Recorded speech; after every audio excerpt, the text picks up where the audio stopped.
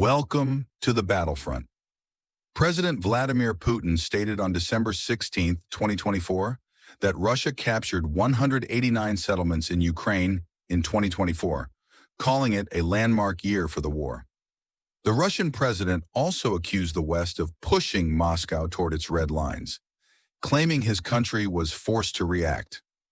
Russian President Vladimir Putin declared that Moscow's troops maintain an advantage along the entire front line in Ukraine and are accelerating their advance, nearly 3 years after the conflict began.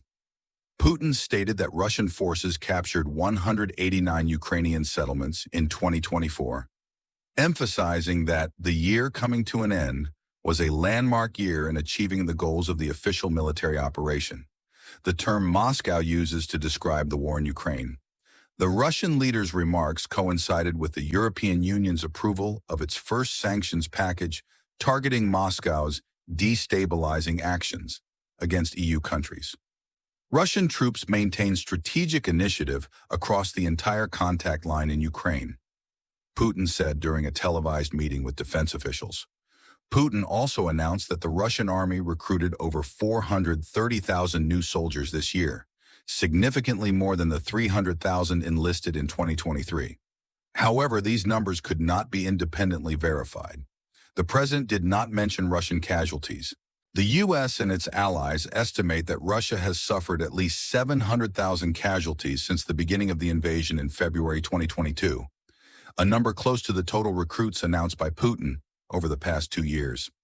Following Putin's remarks, Russian Defense Minister Andrei Belousov claimed that Russian forces captured nearly 4,500 square kilometers of Ukrainian territory this year, advancing by almost 30 square kilometers per day. He stated that Ukraine controls less than 1% of the eastern Luhansk region and between 25% and 30% of the territory in the Donetsk, Kherson, and Zaporizhzhia regions. Since the war began in February 2022, Russia has claimed the annexation of all 4 regions, despite not fully controlling the territories. At the meeting, Putin also accused the West of pushing Russia toward its red lines, situations that Moscow had previously made clear were intolerable, asserting that his country was forced to respond. He expressed concerns about the development and possible deployment of short and medium-range missiles by the United States, reiterating that Russia would abandon all restrictions on its own missile use if the U.S. proceeded with these weapons.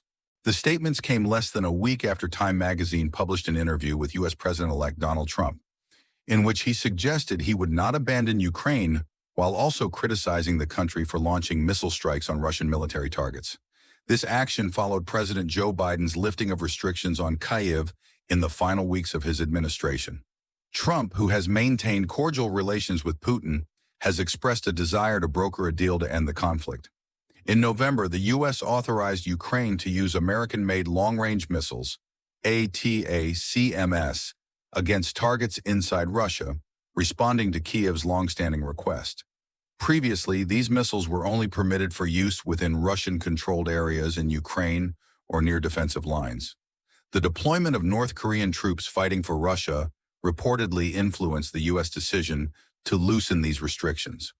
Putin, in turn, threatened to use Russia's experimental hypersonic missile, the Oreshnik, capable of carrying a nuclear warhead, to strike decision-making centers in Kyiv and Western countries, assisting Ukraine in attacking Russian territory. Putin's comments come as Ukraine and its allies brace for a potential shift in U.S. policy toward the war.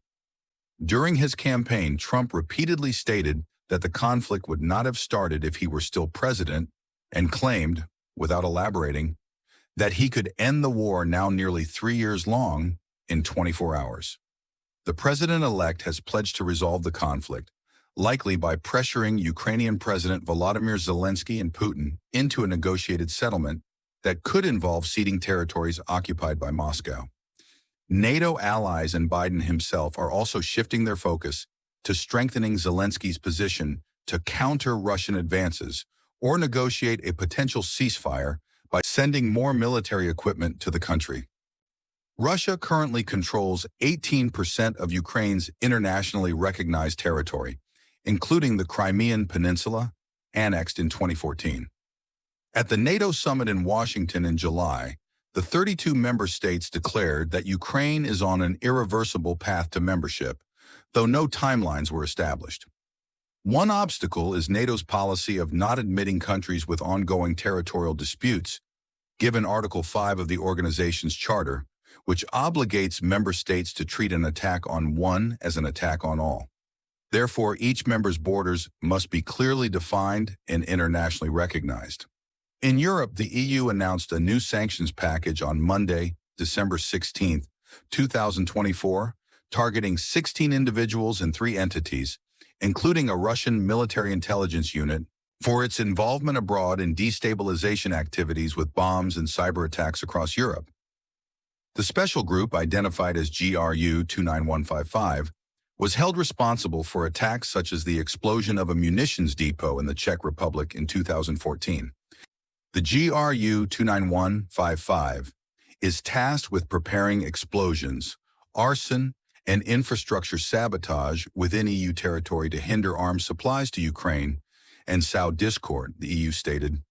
Sanctions also targeted the Pan-African Group for Trade and Investment, described by the EU as a disinformation network conducting covert pro-Russia influence operations. The African Initiative News Agency, accused of spreading Russian propaganda in Africa, was also sanctioned.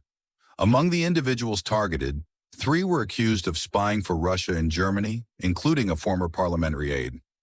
If you like this video, don't forget to subscribe to the channel. It's free and helps us bring more content like this.